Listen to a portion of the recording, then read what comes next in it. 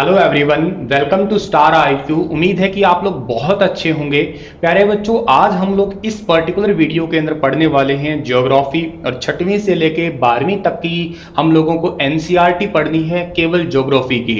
मतलब geography subject को जो है हम लोगों ने पकड़ लिया है और ज्योग्राफी छठवीं क्लास, फिर 7वीं, 8वीं, 9वीं, 10वीं, 11वीं, 12वीं ऐसे रेगुलर हम लोग पढ़ने वाले हैं। चैप्टर वाइज हम लोग एनसीईआरटी के ज्योग्राफी के जो चैप्टर हैं इनको चैप्टर वाइज पढ़ेंगे और हर चैप्टर से जितने भी इंपॉर्टेंट एमसीक्यू बनते हैं उनको भी हम लोग साथ के साथ कवर करते चलेंगे। जैसे आज मैं आप लोगों को छठवीं क्लास के पहले चैप्टर से स्टार्ट कर रहा हूं, ठीक है। आगे 7वीं क्लास, 8वीं क्लास ऐसे चलती रहेगी हमारी। छठवीं क्लास का पहला चैप्टर है। लगभग एक क्लास 1 घंटे की रखने का प्रयास करूंगा, ठीक है। तो एक क्लास में कई बार हो सकता है कोई चैप्टर बड़ा हो तो वो 1 घंटे में पूरा हो, कई बार हो सकता है कोई चैप्टर छोटा हो तो 1 घंटे में 2 चैप्टर भी हो सकते हैं, 1.5 भी हो सकता है और 2.5 चैप्टर भी हो सकता है।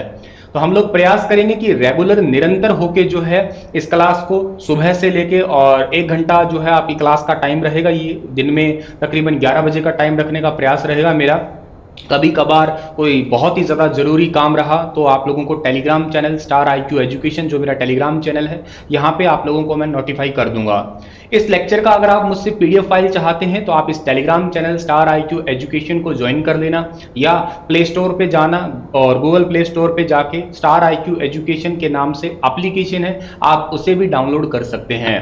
तो चलिए बिना वक्त गवाए आप लोगों को मैं छठवीं क्लास की एनसीईआरटी के अंदर एंट्री करवा रहा हूं। ये जो लेक्चर है ये बहुत इंपॉर्टेंट किन किन के लिए, जो बच्चा आने वाले टाइम में पीसीएस देना चाहता है, हरियाणा पीसीएस देना चाह रहा है, पंजाब पीसीएस देना चाह रहा है या यूपीएससी देना चाह रहा है। जिस बच्चे ने अभी यूपीएससी की तैयारी शुरू की है तो उन सभी बच्चों के लिए ये बहुत बहुत इंपॉर्टेंट है। बाकी के अलावा रेलवे, एचएसएससी या एसएससी या सीएचएसएल, एमटीएस, वटेवर जो एग्जाम होते हैं वनडे कॉम्पिटिटिव, उन सभी में ये आप लोगों को क्लास जो है बहुत ही मददगार साबित होगी।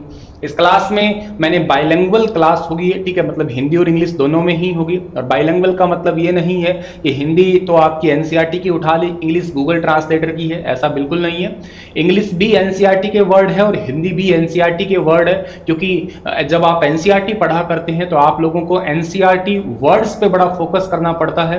अगर आप स्पेशली सिविल सर्विस देना चाहते हैं तो सिविल सर्विस एग्जाम में वर्ड्स पे बहुत ज्यादा फोकस रखा करते हैं। वो सेम लाइनें एनसीईआरटी के पेपर में आती देखी गई है। तो आप लोग इन चीजों को बड़े ही प्यार से पढ़िएगा। आप लोगों का एक अच्छा बेनिफिट होगा कि आप मेरे से केवल पढ़ लीजिएगा, नोट्स आपको बनाने की ज्यादा आवश्यकता नहीं पड़ेगी, क्योंकि नोट्स के फॉर्म में आप लोगों को इसका पीडीएफ फाइल में प्रोवाइड करवा दूंगा। लेकिन फिर भी आप चाहते हैं नोट्स बनाना, बहुत अच्छी बात है, बनाइएगा। आप पीडीएफ फाइल से बनाइएगा, मार्केट्स की किताब लेके बनाइएगा, वो चलेगा आपके लिए। चलिए बाकी बातें आप लोगों को एक सेपरेट वीडियो में समझा दूंगा। फिलहाल मैं आपको पढ़ा देता हूं स्टार आईक्यू एजुकेशन पे। फिलहाल आप देख रहे हैं छठवीं क्लास की एनसीईआरटी ज्योग्राफी की, हम लोग आज से शुरू कर रहे हैं। चैनल को सब्सक्राइब और लाइक तो आप लोग कर ही दीजिएगा वीडियो को। आप लोगों को पढ़ना क्या है, इस छठवीं क्लास की ज्योग्राफी के अंदर टोटल 8 चैप्टर है, जिसमें से पहला जो चैप्टर है प्यारे बच्चों उसका नाम है आपका सौर मंडल में पृथ्वी, यानी कि the earth in the solar system. Second जो चैप्टर है आपका वो क्या कहता है, ग्लोब, अक्षांश एवं देशांतर, यानी कि ग्लोब, लैटिट्यूड एंड लॉन्गिट्यूड के बारे में समझना है। तीसरा जो चैप्टर है हमारा पृथ्वी की गतियां, यानी कि मोशंस ऑफ द अर्थ। चौथा जो चैप्टर है आपका मानचित्र है, यानी कि मैप्स के बारे में, बहुत ही छोटा सा चैप्टर है ये आपका। पांचवा चैप्टर कहता है पृथ्वी के प्रमुख परिमंडल, यानी कि major domains of the earth. छठवां चैप्टर हमारा क्या कहता है, पृथ्वी के प्रमुख स्थल रूप, यानी कि major land forms of the earth. और सातवां चैप्टर कहता है हमारा देश भारत, आर कंट्री इंडिया। और आठवां चैप्टर कहता है भारत, उसकी जलवायु, उसकी वनस्पति और उसमें रहने वाले वन्य जीव या वन्य प्राणी। इंडिया का climate, vegetation and wild life. तो आपको ऐसे 8 चैप्टर पूरे होने के बाद में आप लोग छठवीं क्लास की एनसीईआरटी को पूरा कर पाएंगे और फिर आप लोग जो है वो 7वीं क्लास की एनसीईआरटी में एंट्री कर देंगे। तो चलिए हम लोग स्टार्ट करते हैं हमारा चैप्टर नंबर 1। चैप्टर नंबर 1 क्या कहता है, सौर मंडल में पृथ्वी, यानी कि the earth in the solar system. इस चैप्टर को पढ़ने के हमारे ऑब्जेक्टिव क्या है, उद्देश्य क्या है? तो देखिएगा, सबसे पहला ऑब्जेक्टिव हमारा ये है, हमें इससे ये जानकारी प्राप्त होगी कि हमारा यूनिवर्स क्या है। इंफॉर्मेशन अबाउट द यूनिवर्स यानी कि ब्रह्मांड के बारे में पूरी जानकारी, सटीक जानकारी हमें मिलेगी इस चैप्टर को पढ़ने से। सेकंड, हमारा ऑब्जेक्टिव पूरा होगा ग्रहों की जानकारी, जितने भी प्लैनेट है उन प्लैनेट का कंप्लीट या डिटेल, या यूं कहिएगा एक प्रकार से छठवीं क्लास में है तो ब्रीफली आपको इंट्रोडक्शन इंफॉर्मेशन मिल जाएगी इस चैप्टर के पढ़ने से। तीसरा चैप्टर जो पॉइंट होगा हमारा वो ये होगा कि सूर्य की जानकारी, हमारा जो सन है, इस सन की सारी इंफॉर्मेशन जो है हमें मिलेगी इस चैप्टर के पढ़ने से। और चौथा जो हमारा क्या होगा, ब्रह्मांड संबंधी परिभाषाएं और शब्दावली, यानी कि जितनी भी डेफिनेशन है रिगार्डिंग किसके, रिगार्डिंग हमारे पूरे यूनिवर्स के। तो यूनिवर्स को अगर हम लोग मद्देनजर देख के चलें तो इससे रिलेटेड जितने भी इंपॉर्टेंट वर्ड्स है, टर्मिनोलॉजी है, वो आप लोगों को इस चैप्टर के अंदर सीखने को मिलेगी या जानने को मिलेगी। तो चलिए, सबसे पहली बात है, हमें खगोलीय पिंड के बारे में जो है जिक्र करना है। खगोलीय पिंड जो है वो क्या होते हैं, ठीक है ना। तो ये किस प्रकार की बॉडीज होती है या इनका डेफिनेशंस क्या है वो देखिएगा आप लोग। देखिए, सबसे पहले डेफिनेशन क्या आती है, सूर्य, चंद्रमा तथा वे सभी वस्तुएं जो रात के समय आसमान में चमकती हुई दिखाई पड़ती है, वही सभी जो है वो खगोलीय पिंड कहलाती है। आप लोग रात के टाइम में जब आसमान को देखते हैं, वैसे भी फिलहाल अब गर्मी का मौसम है तो आप लोग रात के समय जो है आसमान की तरफ अगर देखते हैं तो आप लोगों को बहुत सारी चीज़ें चमकती हुई दिखाई देती है। कुछ तो छोटे छोटे तारे होते हैं, कुछ बहुत बड़े बड़े तारे होते हैं, कुछ का साइज अलग होता है, कुछ का अलग होता है, सबका अलग अलग साइज होता है। और इतनी सारी चीज़ें आप लोगों को जब आसमान में चमकती हुई दिखाई देती है, उन्हीं सभी चीज़ों को आप लोग जो है वो क्या कहते हैं, खगोलीय पिंड का नाम दिया करते हैं। The sun, the moon and all those objects shining in the night sky are called gaseous body। तो इन बात को आप लोग सिंपली याद कर सकते हैं इस लेवल पे। अब सर हमारे लिए ये इंपॉर्टेंट है क्या? बिल्कुल हमारे लिए ये लाइन इंपॉर्टेंट है। कभी भी आपसे पूछा जाए कि खगोलीय पिंड किसे कहते हैं तो आप लोग इसी सेम लाइन को जो है वो याद कर सकते हैं या पेपर में पहचान सकते हैं क्वेश्चन वाइज या ऑप्शन वाइज। दूसरा टर्म हमारी एनसीईआरटी हमें ये कहती है कि तारा यानी कि स्टार। आप लोगों ने बहुत बार पढ़ा होगा स्टार, वैसे भी अपने चैनल का नाम भी स्टार आईक्यू है।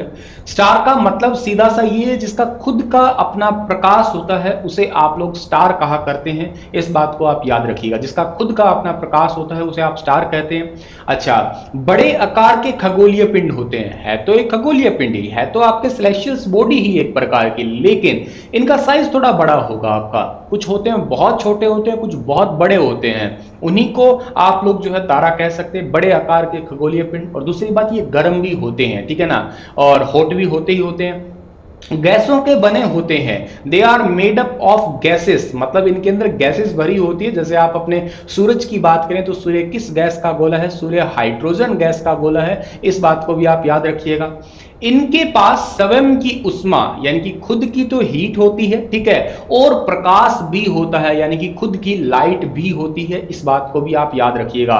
खुद की जो है उष्मा होती है, they have their on heat, मतलब खुद की हीट है, एंड लाइट, खुद का ही प्रकाश होता है, which they emit in large amount. अब ऐसा नहीं है कि ये बहुत ही कम अमाउंट में एमिट करती है, बहुत ही ह्यूज अमाउंट में जो है ना ये हीट और लाइट जो है अपने अंदर से एमिट करते हैं।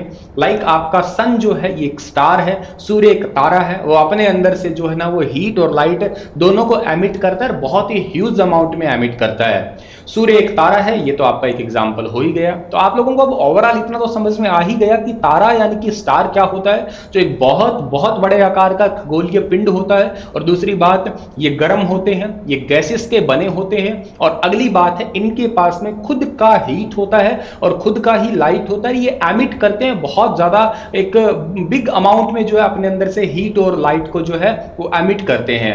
और इसका एक एग्जाम्पल है सूर्य जो है एक तारा है। इस बात को भी आप लोग याद कर सकते हैं यहां से।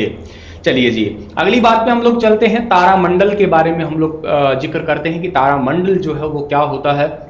आप लोगों को मैं एक एक लाइन एनसीईआरटी की हिंदी इंग्लिश में पढ़ाने का प्रयास करूंगा, क्योंकि इन्हीं लाइनों का बहुत ज़्यादा महत्व है। आप लोगों को देखो, समझने वाली थ्योरियां आप लोग पढ़ा ही करते हैं, लेकिन यहाँ पे आपको डेफिनेशंस पे काम करना है, यहाँ पे आपको इन्हीं एनसीईआरटी की वर्डिंग्स पे काम करना है, क्योंकि आप लोग सिविल सर्विस एग्जाम की प्रिपरेशन कर रहे हैं। वैसे तो ये कोई भी एग्जाम का बच्चा देखे पढ़े उन सबके लिए काम की है, लेकिन विशेष रूप से जो है सिविल सर्विस एग्जाम की जो प्रिपरेशन कर रहा है उनके लिए डेफिनेशन और ये लाइनें और ये एनसीईआरटी क्लास बेहद बेहद इंपॉर्टेंट है। जब आप तारामंडल की बात करते हैं तो सबसे पहली डेफिनेशन क्या कहती है हमें कि विभिन्न तारों के समूह द्वारा बनाई गई आकृति नक्षत्र मंडल या तारामंडल कहलाती है।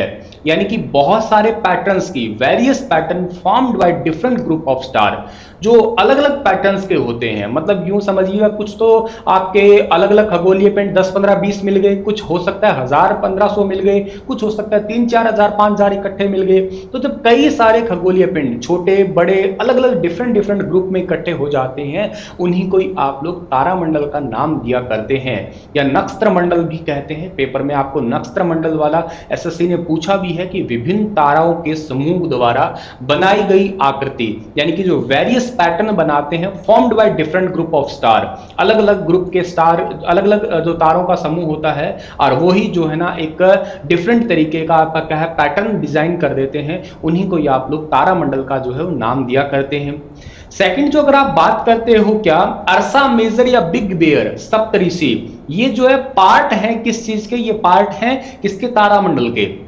और मैं कहता हूं ना कि एनसीईआरटी इंपॉर्टेंट है, यहां से मैं कहना चाह रहा हूं कि एसएससी ने एक एग्जाम में सवाल पूछा था कि सप्तऋषि तारामंडल जो है वो किसका एक पार्ट होता है। तो सप्तऋषि तारामंडल जो है एक पार्ट है किसका, अर्सा मेजर या बिग बेयर का। अर्सा मेजर या बिग बेयर का पार्ट होता है सप्तऋषि तारामंडल। ये एसएससी ने आपसे एक पर्टिकुलर क्वेश्चन पूछा कि एग्जाम्पल के रूप में क्वेश्चन पूछा है कि सप्तऋषि तारामंडल किसका एग्जाम्पल है, तो एग्जाम्पल आपका अर्सा मेजर या बिग बेयर आपको याद रखना है। अच्छा, विशेष रूप से तारों की सहायता से हम रात्रि में जो है समय दिशा का निर्धारण कर सकते हैं। जैसे आप अगर मुझसे पूछे कि सर तारों का प्रयोग क्या होगा, तो देखो स्टार का यूज यही है विशेष रूप से कि आप लोग रात के टाइम में जो है डायरेक्शन पता लगा सकते हैं कि कौन सी डायरेक्शन किधर है, या आप ये पता लगा सकते हैं कि टाइम क्या है। आज तो खैर हम लोग इस चीज का यूज कम करते हैं, क्योंकि एट प्रेजेंट हमारे पास में और बहुत सारे रिसोर्सेज संसाधन हैं। लाइक हमारे पास में गूगल मैप है, हमारे पास में टाइम के लिए क्लॉक है, घड़ी है, सारी चीजें हमारे पास में फैसिलिटी अवेलेबल है आज के टाइम में। लेकिन आज आप अगर अपने दादाजी, आपके नाना जी जीवित है, या परदादा पर नाना जीवित है, या दादाजी जीवित है, तो उनसे पूछना कि उनके पापा या आपके परदादा, ठीक है, मतलब वो जो है वो कैसे टाइम को निर्धारित किया करते थे। वो चलते चलते रात को तारों को देख के ही बता देते थे कि अब ये टाइम हो चुका है। तारों को देख के दिशा का डायरेक्शन जो है, दिशा बता देते थे, इस डायरेक्शन में जा रहे हैं हम लोग, ऐसे ऐसे। तो ये एक बहुत ही इंपॉर्टेंट सा तरीका है, तारों के सहायता से आप लोग ये काम भी किया करते थे। जैसे एग्जांपल देते हो आप ध्रुव तारा, ये ध्रुव तारा से आप डायरेक्शन कैसे निर्धारित करते हो, जो हमेशा ध्रुव तारा है वो एक ही डायरेक्शन में रहता है, और उस डायरेक्शन का नाम क्या है आपका, उस डायरेक्शन का नाम है नॉर्थ, यानी कि उत्तर दिशा। मतलब ध्रुव तारा हमेशा उत्तर दिशा में, ये बात आप लोग बचपन से ही पढ़ते आए हैं, ठीक है। और उत्तरी ध्रुव में सिद्ध होने के कारण उत्तर दिशा की ओर ही दिखाई देता है ये आपका, मतलब ये होता नॉर्थ पोल की साइड है, दैट्स वाई आपको हमेशा हमेशा उत्तर दिशा की ओर ही दिखाई देता है। The north star indicate the north direction, it is also called the pole star. इसको आप लोग जो है उत्तरी तारा के रूप में, उत्तरी ध्रुवों के रूप में भी जो है वो पुकारा करते हैं, और ये हमेशा हमेशा जो है ना इसी डायरेक्शन में स्काई के अंदर जो है स्थित रहता है। तो आपको तारामंडल समझ में आ गया। एक अलग प्रकार की जो है खगोल ये पिंड होते हैं, वो अपना ग्रुप बनाते हैं, अलग अलग पैटर्न के ग्रुप बनते हैं, उन्हीं आप लोग जो है क्या कहा करते हैं, उन्हें आप लोग तारामंडल कहा करते हैं, ठीक है। इसमें से एक एग्जांपल सप्तऋषि तारामंडल है। सप्तऋषि तारामंडल जो है वो अर्सा मेजर या बिग बेयर का एक एग्जाम्पल है, ठीक है। और तारों की मदद से हम लोग क्या करते हैं, रात के टाइम में हम लोग डायरेक्शन देख रहे हैं इसका यूज कर सकते हैं, और डायरेक्शन के अलावा हम लोग जो है समय भी निर्धारित किया करते हैं तारों की मदद से। और उनमें से एक उत्तरी ध्रुव जो है, उत्तरी ध्रुव का आपका या ध्रुव तारा जो है, इसका एक बेस्ट एग्जांपल है जो कि आपको याद रखना होगा। अगला जो हमारा क्वेश्चन हो सकता है या हमारा पैटर्न हो सकता है, तो हमें पढ़ना होगा सूर्य के बारे में, यानी कि सन के बारे में। अब सूरज क्या है इसको पढ़िएगा आप लोग। The sun is the centre of solar system. Centre का मतलब क्या है कि मान लेते हैं कि हमारा ये पूरा का पूरा ब्रह्मांड है या सारे के सारे आपके जो है वो प्लेनेट है इसके बाहर चक्कर काट रहे होंगे, इन सभी के बीच में जो है वो सूर्य बाबा है, इन सभी के बीच में जो है वो सूरज है। सूर्य सौर मंडल के केंद्र में है। ओवरऑल जितने भी खगोलीय पिंड है, जितने भी खगोलीय पिंड है, छोटे मोटे ग्रह तारे उपग्रह वटेवर जो भी है, उन सभी के बीच में स्थित है कौन सा? सूर्य। पहली इंपॉर्टेंट बात हुई। दूसरी बात, it is a huge and made up of extremely hot gases. अब आपको ये तो बहुत अच्छे से पता है कि एक विशाल है ये और बेहद गर्म गैसों से बना हुआ होता है। विशाल तो बहुत ज्यादा है, बहुत बड़ा है, मतलब इतना बड़ा कि पूरे सौर मंडल को, कंप्लीट सोलर सिस्टम को बांधे हुए रख रहा है। ठीक है। दूसरी इंपॉर्टेंट बात, इसके अंदर बहुत सारी हॉट गैसेस है। जैसे आप एक हाइड्रोजन की ही बात कर लीजिएगा, हाइड्रोजन सूरज के अंदर 71% से थोड़ी बहुत ज्यादा ही समझिएगा। और हाइड्रोजन जल्दी आग पकड़ने वाली गैसों में भी एक गैस है, तो इस पॉइंट को भी आप लोग यहां से याद कर सकते हैं। तीसरा पॉइंट हमें क्या कहता है? It provide the pulling force that bind the solar system. यह खिंचाव बल इससे सौर मंडल, इसका खिंचाव बल जो है वो पूरे सौर मंडल को बांधे रखता है अपने आप में। जैसे कैसे? जैसे मान लेते हैं हमारा ये सूरज है, सूरज के बाहर जो है हमारी यहाँ पे मान लेते हैं बुध ग्रह है, यहाँ पे शुक्र ग्रह है, यहाँ पे पृथ्वी है, यहाँ पे मंगल है, यहाँ पे बृहस्पति है, ऐसे सारे के सारे प्लेनेट बंधे हुए हैं। अब ये कहां तक बंधे हुए हैं? जहां तक क्यूपर बेल्ट नहीं आ जाती है। मतलब सूरज ने ही, सूरज के ही ग्रेविटेशनल फोर्स ने क्या कर रखा है? सभी के सभी इन आकाशीय पिंडों को एक जगह पे स्थायी रूप से बांध रखा है। यही हमारी एनसीईआरटी कहती है कि it provide the pulling force. ये इनको सबको खिंचाव बल जो है वो प्रोवाइड करता है, that bind the solar system, जिसने ही जो है पूरे सोलर सिस्टम को बांध के रख रखा है। अगला पॉइंट हमें क्या कहता है? The sun is the ultimate source of heat and light for the solar system. ये सूरज ही ऐसा है जो पूरे के पूरे इस ब्रह्मांड को या हमारे पूरे सौर मंडल को जो है ना वो लाइट और हीट देने का एक मुख्य संसाधन है। मतलब सूरज नहीं है तो लाइट तो पॉसिबल ही नहीं है और हीट तो पॉसिबल ही नहीं है। इसका आप बेहद अच्छा एग्जाम्पल ले सकते हैं। जब सर्दियों का महीना हो, दिसंबर लास्ट या जनवरी का लगभग जनवरी का महीना कहिए, तब आप लोगों ने फील किया होगा बहुत ज्यादा भयंकर ठंड पड़ती है। वो ठंड पड़ती है, ये बात तो ठीक बात है, लेकिन वो ठंड पड़ती है क्यों? क्योंकि सूरज नहीं है। सूरज होता तो क्या होता है? हीट मिल जाती है हमें। मैं आपके नॉर्दर्न इंडिया की बात कर रहा हूँ, साउदर्न इंडिया की बात नहीं कर रहा, या आप यूं कहिएगा आप लोग नॉर्दर्न हेमिस्फीयर की बात कर रहा हूं मैं, जब जनवरी दिसंबर का महीना होता है। हालांकि होता तो ये साउदर्न हेमिस्फीयर में भी है, लेकिन वहां पे अब हो रहा है एट प्रेजेंट, जैसे मई जून का महीना चल रहा है, इस दौरान हो रहा है ऐसा। अगली बात यह है कि the sun is about 150 million kilometre away from the earth. ये लाइन आप लोगों को अपने दिल में बसा लेनी है वन डे कॉम्पिटिटिव एग्जाम के लिए। मतलब सूरज और पृथ्वी के बीच की दूरी तकरीबन 15 करोड़ किलोमीटर है।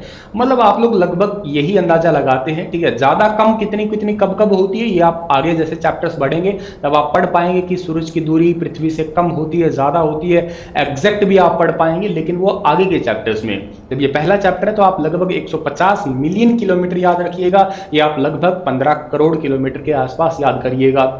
अगली बात, सूरज के अंदर इतनी ज्यादा हीट है तो आप सोच रहे होंगे वो किस वजह से है। तो ये लाइन बहुत इंपॉर्टेंट है। सूर्य में उष्मा का उत्पादन नाभिकीय संलयन, जिसको आप न्यूक्लियर फ्यूजन कहते हैं, उस प्रक्रिया के द्वारा होता है, जिसमें हाइड्रोजन के अणु परस्पर मिलकर हीलियम के अणु बनाते हैं और परिणाम स्वरूप अत्यधिक मात्रा में ऊर्जा का उत्सर्जन होता है। मतलब सूरज के अंदर क्या होता है, दो हाइड्रोजन के जो है वो मॉलिक्यूल मिलकर आप लोगों को हीलियम जो है दिया करते हैं, और इसी प्रोसेस को आप लोग न्यूक्लियर फ्यूजन यानी कि नाभिकीय संलयन कहते हैं। और ये क्वेश्चन न जाने कितनी बार ही पेपरों में पूछा गया होगा कि सूर्य की ऊर्जा का मुख्य स्रोत क्या है, तो आपका जवाब रहेगा न्यूक्लियर फ्यूजन यानी कि नाभिकीय संलयन। नाभिकीय संलयन सूर्य की ऊर्जा का एक मुख्य स्रोत है, एक मेन सोर्स है, इस पॉइंट को याद रखना।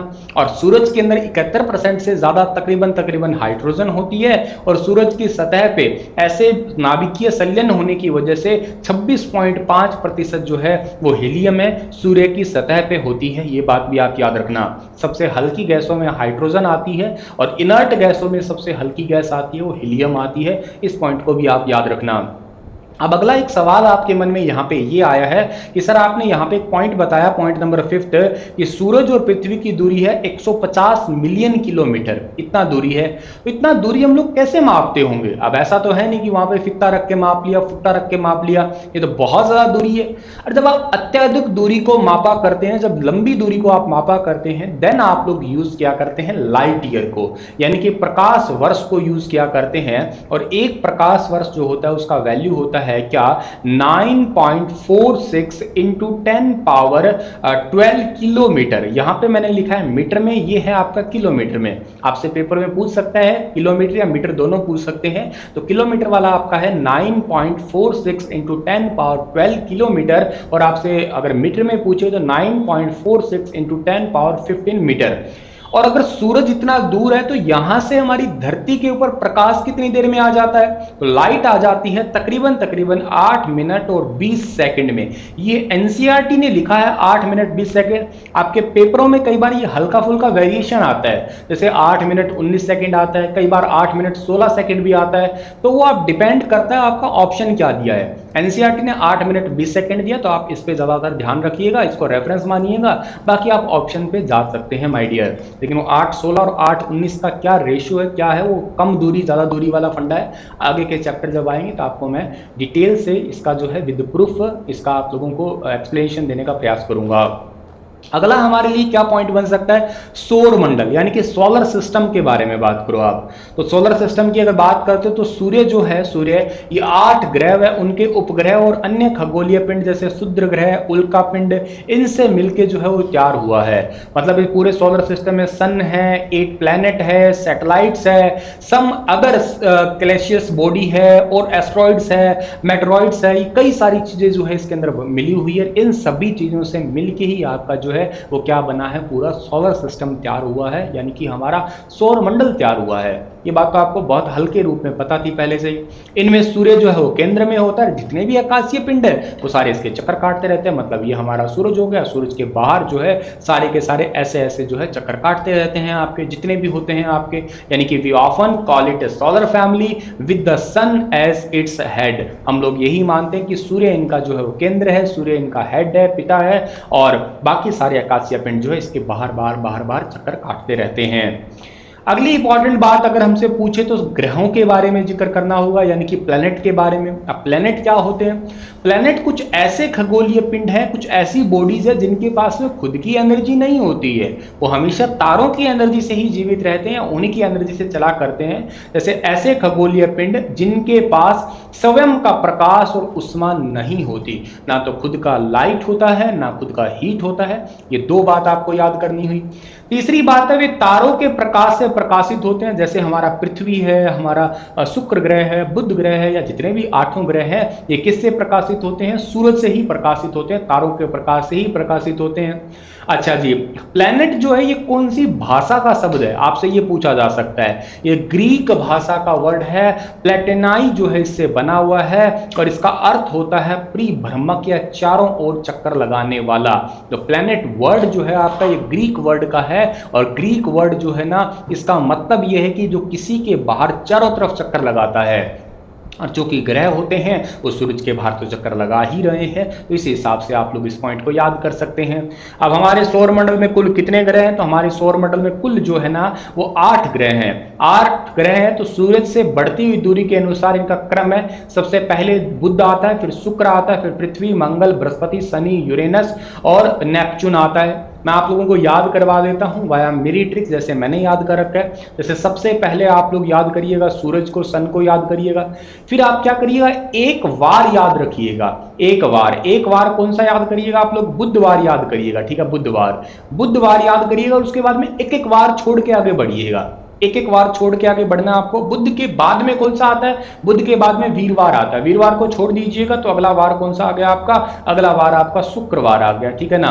शुक्रवार के बाद में शनिवार आएगा, छोड़ दीजिएगा। आगे संडे आएगा। संडे नाम का तो कोई ग्रह नहीं होता, पर संडे कहां मनाते हो आप? संडे मनाते हो आप पृथ्वी पे मनाते हो, अर्थ पे मनाते हो, यानी कि आपकी अर्थ जो है ये पृथ्वी जो है अगला प्लेनेट आ गया।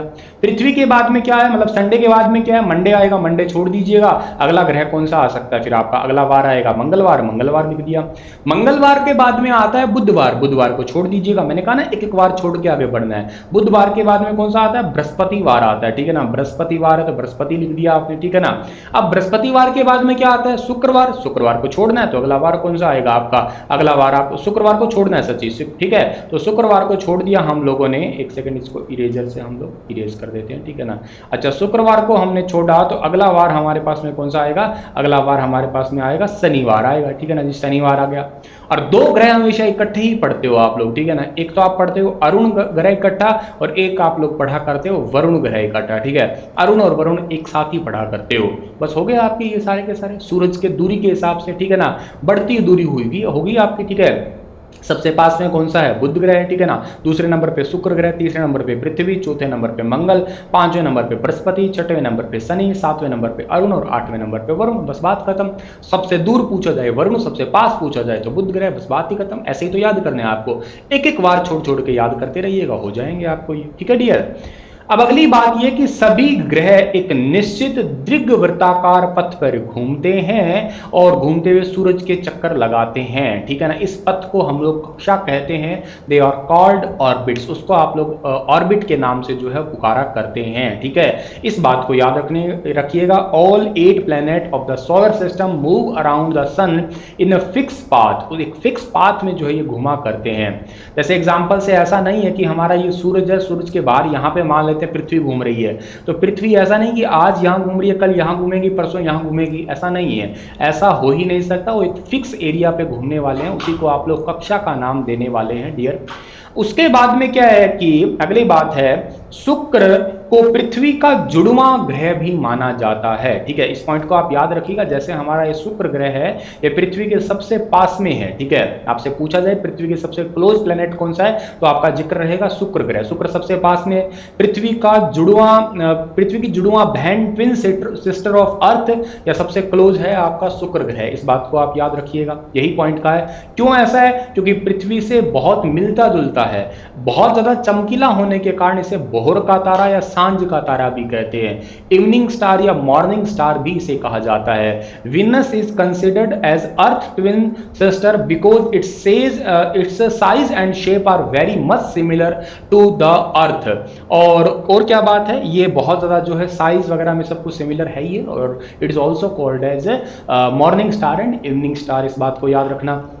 अब सर टोटल ग्रह तो हमने कभी कभी तो 8 के अलावा 9 भी पढ़े थे, तो 9वां ग्रह कौन सा था आपका? एक्चुअली अगस्त 2006 तक जो है प्लूटो को सौर मंडल का ग्रह मानते थे आप लोग, अगस्त 2006 तक। लेकिन अंतरराष्ट्रीय खगोल संगठन के निर्णय अनुसार यह ग्रहों की श्रेणी में नहीं आता, क्योंकि नेपच्यून की कक्षा को काटता है ये, और इसी वजह से जो है कक्षा को काटता है, तो इसे अभी बोने ग्रह की जो है ना वो लिस्ट में शामिल कर दिया। Till recently August 2006 Pluto was considered a planet, और however in a meeting of the International Astronomical Union, a decision was making the Pluto like other gaseous object, ठीक है। प्लूटो के अलावा भी एक है सीरस 2003 UB313, ठीक है। इन सभी को जो है ना यूं कहिएगा आप लोग एक बोना प्लेनेट के रूप में जानते हो, बोने ग्रह के रूप में। बोना ग्रह क्यों है? देखो, ग्रह की एक खास डेफिनेशन होती है कि वो अपने एक निश्चित पाथ में चक्कर काटे, एक रेगुलर एरिया में ही घूमे,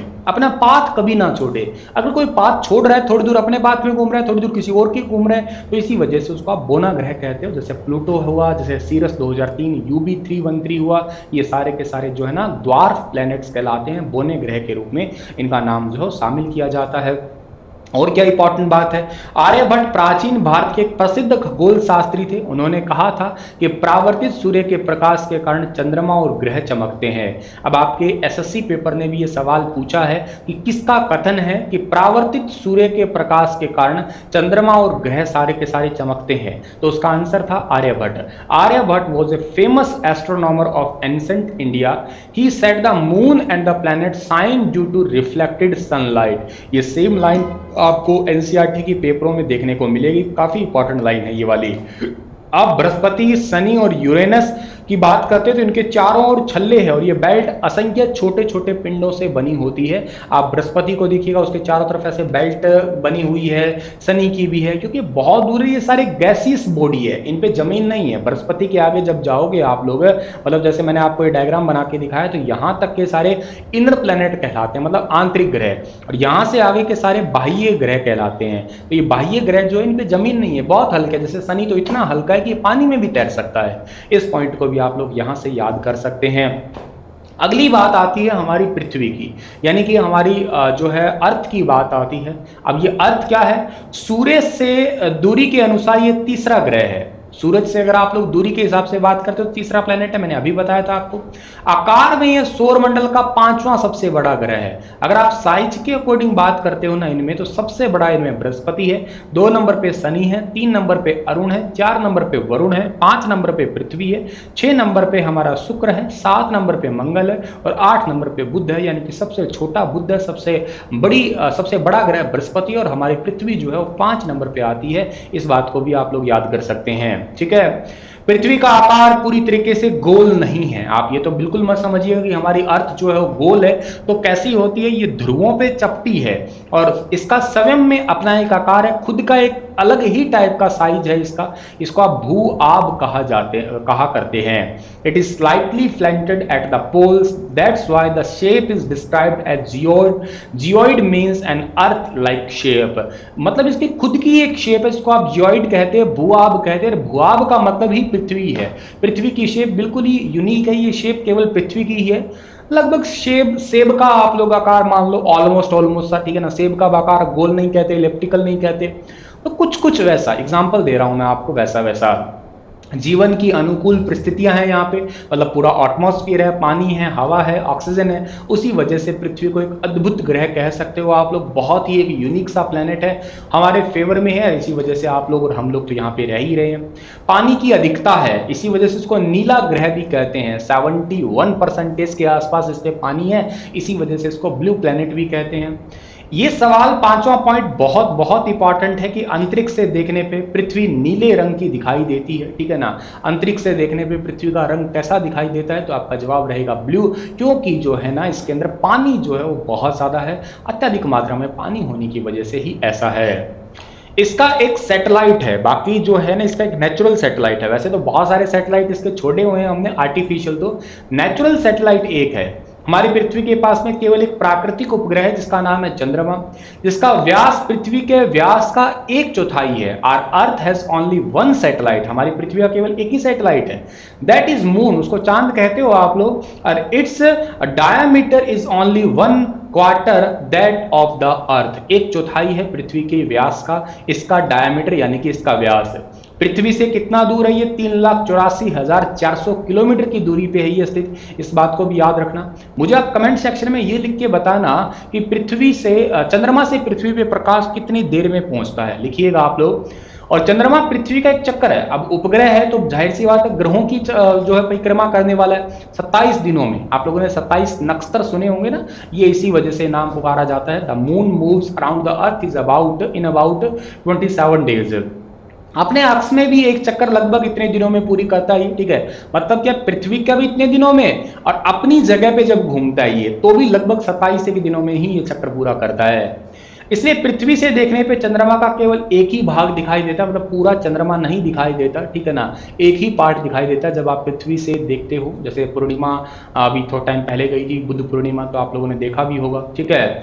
अच्छा, इसकी सतह पे पर्वत, मैदान, गड्ढे हैं जो चंद्रमा की सतह पर छाया बनाते हैं। पूर्णिमा के दिन चंद्रमा पर इसकी छाया को जो है देखा भी जा सकता है, ठीक है ना। बहुत बड़े बड़े गड्ढे हैं, शांत सागर के रूप में ये पुकारे जाते हैं, बहुत ही बड़े बड़े गड्ढे हैं। चंद्रमा जब आप देखते हो पूर्णिमा के दिन तो हल्के हल्के उसके अंदर आपको धब्बे से धब्बे दिखाई देते हैं, और धब्बे एक्चुअली इन गड्ढों की ही छाया है। बचपन में दादी कहा करती थी कि इसके अंदर एक बूढ़ी दादी बैठी है जो चरखा काट रही है चंद्रमा के अंदर, ऐसा मेरी दादी नानी कहती थी। शायद आपको भी याद हो, आपको भी किसी ने गोली दी हो बचपन में, ठीक है। अच्छा जी, नील आर्मस्ट्रॉन्ग की बात करते हैं तो उन्होंने 21 जुलाई 1969 को चंद्रमा की सतह पे पहली बार कदम रखा था। Neil Armstrong was the first man to step on the surface of the moon on 21 July 1969। ये एक यूनिक और एक फैक्चुअल पॉइंट है कि पहली बार चंद्रमा पे कौन गए थे। नील आर्मस्ट्रॉन्ग कब गए थे? 21 जुलाई 1969 को चंद्रमा की सतह पे इन्होंने कदम रखा था।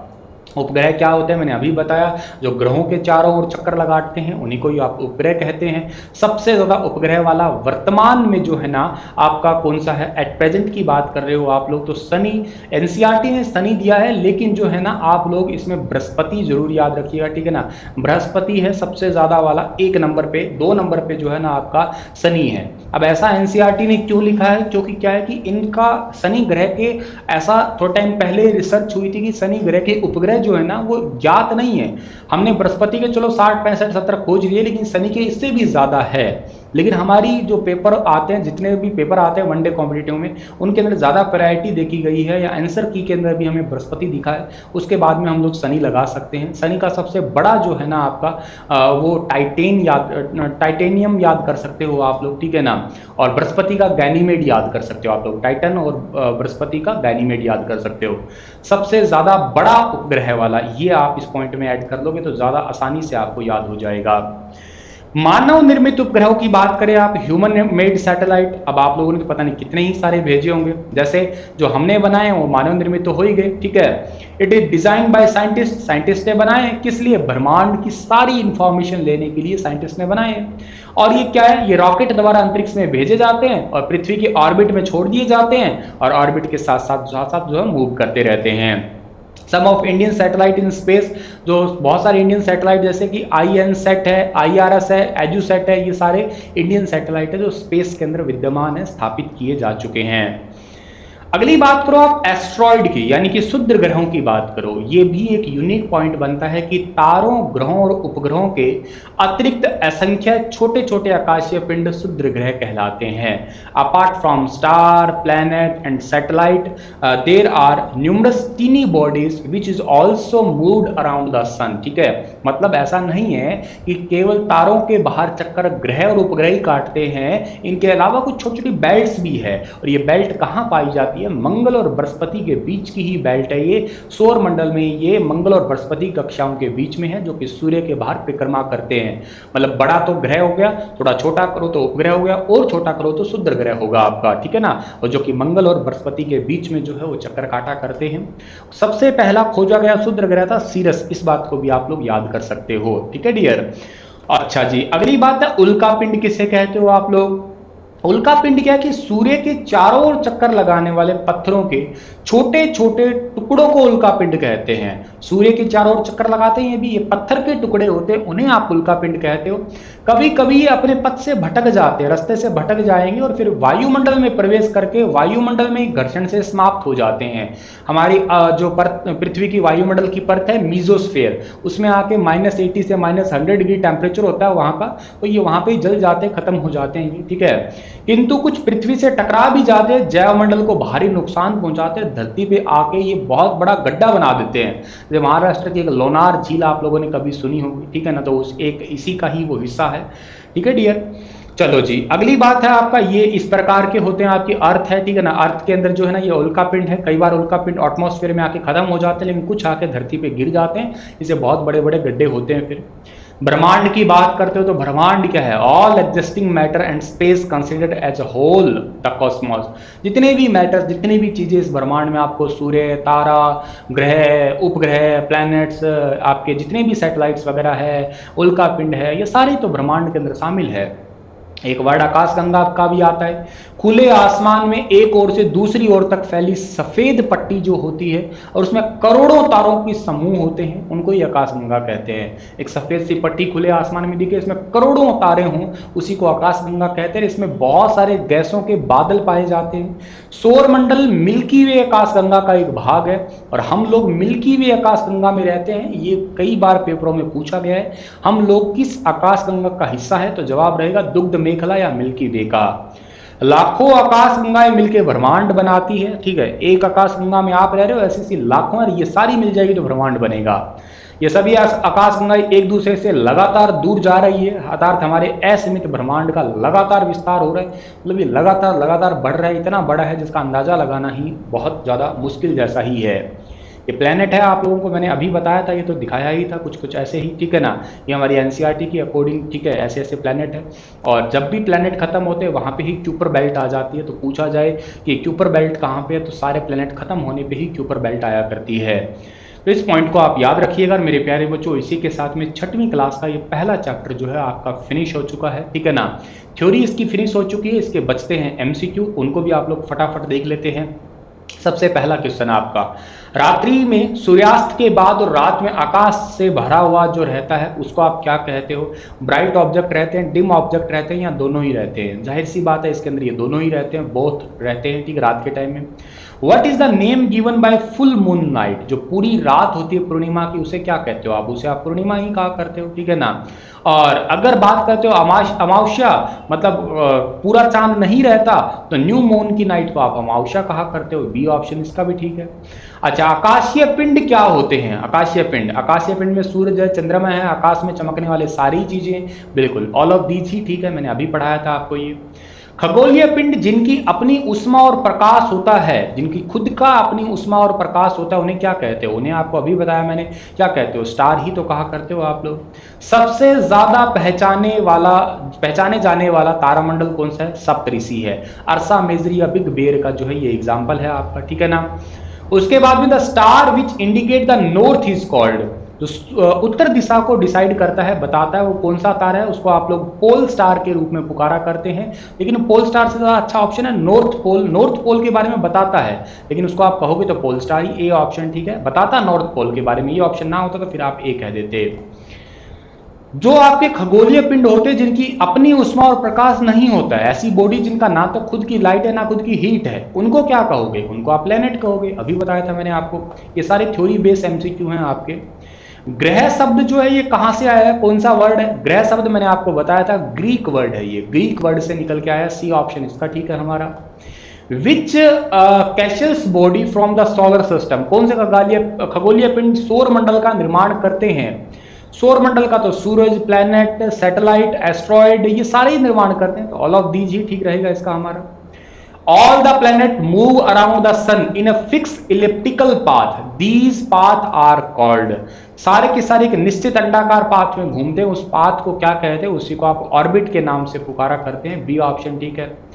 Y is the shape of earth geoid, पृथ्वी की जो है शेप जियोइड यानी कि भू आब क्यों है? क्योंकि ध्रुवों पे थोड़ी सी चपटी है, मैंने अभी बताया था आपको, यानी कि ए ऑप्शन जो है इसका ठीक रहेगा। The earth is called unique planet due to, पृथ्वी हमारी एक बड़ा ही यूनिक प्लैनेट है, ऐसा क्यों? नाइदर टू हॉट और नॉट टू कोल्ड, ये पॉइंट भी ठीक है। Presence of air and water, ये भी ठीक है। Oxygen, light and spotting gas, बिल्कुल ठीक है, सारे ही ठीक है। ना गर्म है ना ठंडा है, वायु है, जल है, आपका पूरा पूरा वायुमंडल है, ऑक्सीजन है, प्रकाश सहायक गैसेस है, ये सारी चीजें इसके अंदर है। दैट्स वाई आप लोग इसको यहाँ पे बहुत ही यूनिक प्लैनेट कहा करते हो।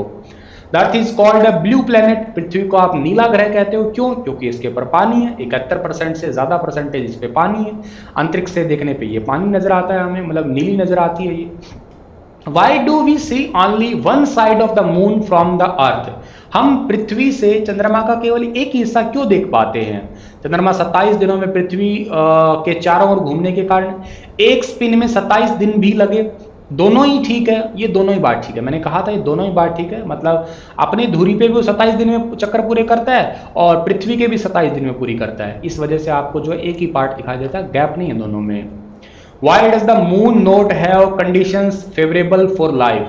चंद्रमा पे जीवन क्यों नहीं है? चंद्रमा पे जीवन क्यों नहीं है? क्योंकि because of non existence of water, पानी नहीं है, वायु भी नहीं है। दोनों ही बात ठीक है आपका, ठीक है ना। सी ऑप्शन ठीक है इसका हमारा। सितारे, ग्रह और उपग्रहों के अलावा कई पिंड हैं जो सूर्य के चारों ओर घूमते हैं, इन्हें क्या कहा करते हैं? इन्हें क्या कहा करते हो आप लोग? इन्हें आप लोग क्षुद्र ग्रह कहते हैं, ठीक है। क्षुद्र ग्रह कहते हैं सूर्य के चारों ओर घूमते, माफ करना ये उल्का पिंड है आप पे, क्षुद्र ग्रह नहीं है। मतलब क्षुद्र ग्रह तो वो हैं जो ग्रहों के साथ में घूमते हैं सारे, लेकिन केवल सूर्य के साथ में घूमते हैं, मैंने अभी बताया था उल्का पिंड है आपके, ठीक है ना। जो कि आपको मीजोस्फीयर में, मैंने कहा था ना, मीजोस्फीयर में आके -80 से -100 डिग्री टेम्परेचर में आके जल जाते हैं, कई बार धरती पे आके गड्ढे भी कर देते हैं, ठीक है ना। पत्थर के रूप में बने होते हैं। ये क्षुद्र ग्रह बृहस्पति मतलब और कौन से ग्रह की कक्षा में होते हैं? ये मंगल ग्रह, बृहस्पति और मंगल के बीच में एस्ट्रॉइड पाए जाते हैं। और उल्कापिंड जो है वो किससे बने होते हैं? उल्कापिंड पत्थर के ही तो होते हैं ना आपके, चट्टानों के तो टुकड़े हो सकते हैं आपके। बी ऑप्शन ठीक है इसका हमारा।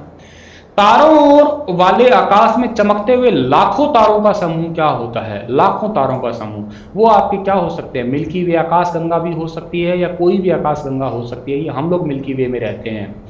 ब्रह्मांड क्या है? ब्रह्मांड में लाखों आकाश गंगाएं हैं। ब्रह्मांड ये है भैया आपका, ठीक है। तो चलिए प्यारे बच्चों, इसी के साथ में यह चैप्टर हुआ फिनिश विद एमसीक्यू। हल्के हल्के एमसीक्यू थे, हल्के इसलिए लगे क्योंकि आप लोगों ने पहले थ्योरी पढ़ ली थी। ये मेरा प्रयास कैसा लगा आपको? अगर पसंद आया है तो इसे मैं डेली रेगुलर रखूंगा, 6वीं से लेकर 12वीं तक ऐसे ही रेगुलर थ्योरी और एमसीक्यू पढ़ाऊंगा। अगर आपको पसंद आया तो वीडियो को शेयर लाइक जरूर करिएगा। Thank you so much class.